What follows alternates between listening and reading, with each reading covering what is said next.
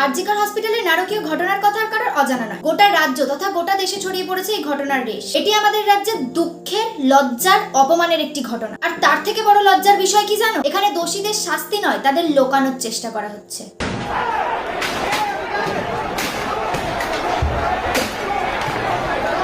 এই কোথায় বাস করছি আমরা? সমাজ পাল্টেছে, যুগ পাল্টেছে, কিন্তু কিছু লোকের মানসিকতা আজও পাল্টায়নি। তারা এখনো সেই নিম্ন মানসিকতা যুক্ত মানুষই রয়ে গেছে। হাতের কামড় বসানো, কামড়ে মাংস তুলে নেওয়া, আর কোথাও হচ্ছে সরাসরি প্রেসার দিয়ে শ্বাসরোধ করে খুন করা।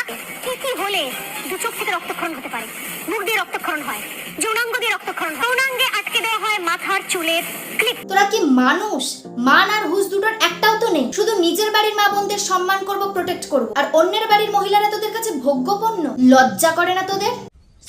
আর এই পশুর থেকে অধম মানুষগুলোকে লোকানোর চেষ্টা হচ্ছে। ভুল মানুষের হাতে ক্ষমতা থাকলে কি না হয়? শরম করো, ভগবান সে ডরো। আর কোথায় গেল সেই সব অভিনেত্রীরা যারা ভোটের সময় রাস্তায় ঘুরে ঘুরে ভোট চেয়েছে? এখন যখন এই ঘটনার প্রতিবাদে গোটা দেশের প্রত্যেকটা নারী রাস্তায়, কই তাদের কাউকে তো দেখলাম না রাস্তায়। কাজ হয়ে গেছে, তাই না? অভিনেত্রীরা অভিনয় দেখিয়ে চলে গেছে, এখন আর দূরবীন দিয়ে খুঁজলেও এদের খুঁজে পাওয়া যাবে না।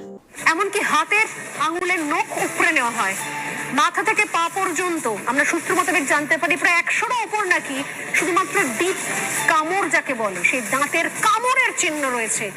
যেন যেন প্রকরণে তাকে খুবলে খাওয়া বলি আমরা, সেই খুবলে খাওয়া। মানুষ নয়, এক একটা নররাক্ষস। এদেরকে শুধু পাবলিকের হাতে ছেড়ে দিতে হয়। গোটা কলকাতা শহর জুড়ে, এমনকি বিদেশেও উই ওয়ান্ট জাস্টিস অর্থাৎ তিলোত্তমার জন্য উই ওয়ান্ট জাস্টিস চেয়েছিলেন। যে মুহূর্তে তারা এখানে শান্তিপূর্ণ বিক্ষোভ করছিলেন, তখন একদল দুষ্কৃতী আজকে এই এমার্জেন্সি বিল্ডিং এ একতলায় ঢুকে, আমরা দেখতে পাচ্ছি যে এমার্জেন্সি বিল্ডিং এর সেই ছবি কিভাবে তছনছ চালানো হয়েছে, সেই ছবি আমরা আপনাদের দেখাচ্ছি। এই নররাক্ষসগুলোকে বাঁচাবার চেষ্টায় প্রমাণ লোপাট চলছে। বলছি, আপনার লজ্জা করে না?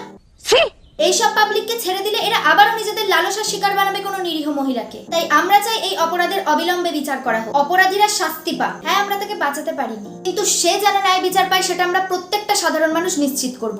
We want justice.